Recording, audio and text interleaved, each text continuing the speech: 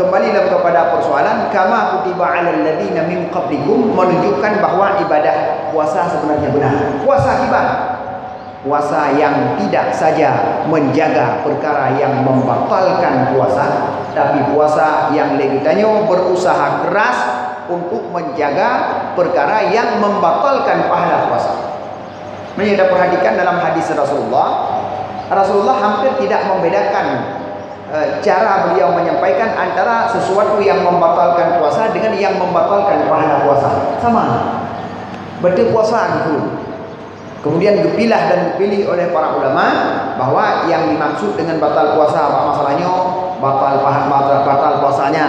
Yang dimaksud ini batal pahala puasanya adalah yang dipilah oleh para ulama untuk memperjelas kepada kita.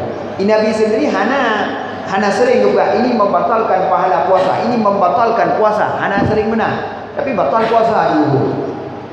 Pakon, karena memang puasanya adalah ibadah yang legitannya tak jaga perkara yang membatalkan diri puasa dan wajib menjaga perkara yang membatalkan atau mengurangi pahala puasa.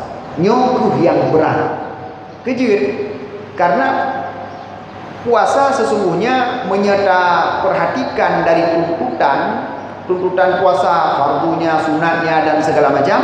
Tanya akan tak sebuah kesimpulan bahwa puasa Ramadan adalah intinya menahan segala bentuk memperturutkan hawa nafsu. Nah, bentuk yang memperturutkan hawa nafsu sampai ke hukum batal puasa. Berhubungan suami istri, nafsu. Mukubutlah bulan puasa, batal puasa bahkan kena kafarat.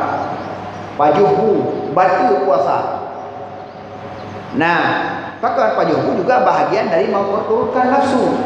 Tapi nah juga yang batal pahala puasa menyerta perhatikan juga memperturutkan nafsu. Contohnya, cum wangi-wangian, pakai wangi-wangian. Yang hukumnya adalah makruh dan bisa membatalkan sedikit demi sedikit pahala puasa ada.